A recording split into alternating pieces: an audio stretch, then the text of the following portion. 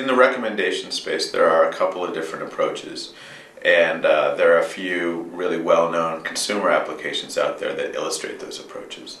The iTunes Genius approach, for example, is primarily collaborative filtering. So it's similar to what Amazon does, from what I understand.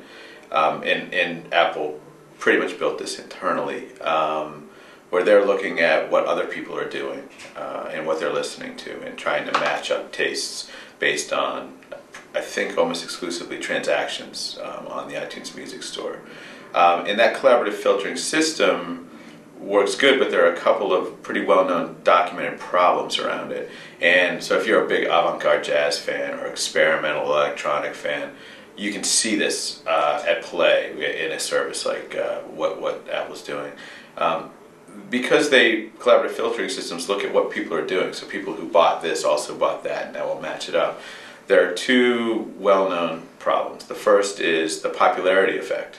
So inherently, just the way it works, more popular stuff gets recommended more often because there are just more transactions. So all the recommendations kind of keep getting pushed up to the Billboard 100 type artists. And if you are a fan of kind of non-mainstream music, or you want to dig deeper and deeper, those systems are kind of constantly pushing you in a direction where you're trying to get deeper down. That's the popularity effect. And Patty Maas, actually, who was the kind of original developer of collaborative filtering, also from the MIT Media Lab, is close with Brian Whitman and Tristan, our co-founders, and working and trying to address that problem. The other problem is the cold start problem, which is until you have a lot of transactional data, an artist is kind of invisible. So an artist that could be killing it on MySpace and really filling up shows, but just released a record to iTunes and doesn't have a lot of sales data, they're not going to be able to recommend that artist because, again, that's their kind of universe of data. That artist is still off the charts. So if you're looking to discover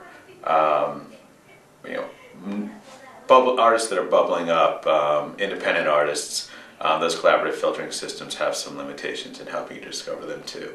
That's one of the core reasons why Brian and Tristan started this company. They're both musicians, and that popularity effect was one of the things that motivated them to go at the recommendation problem, to help both music fans and independent artists connect. And that system has some limitations. Another pretty well-known and great service is Pandora's recommendation platform. So Pandora is a great internet radio station where you can type in an artist's name and it will create a channel. They do a lot of work in understanding your preferences, so you can tell them, well, I didn't like that song, or I like that song, and they'll use that. But the guts of the system is the Music Genome Project, which is actually musicians writing about music. So they get a bunch of guys in Oakland who are musicians, and they listen to every track that you hear on Pandora and type in musical attributes. Over the last 8 years, I think they've got about 1.5 million tracks over that 8-year period. Our approach, because it's fully automated, we do similar feature extraction, but we're able to do that in 5 seconds a track. So we built a personalized radio player for IME, for example, and that's 7 million tracks. We were able to build that in a couple of days. And I think you contrast that to a manual approach.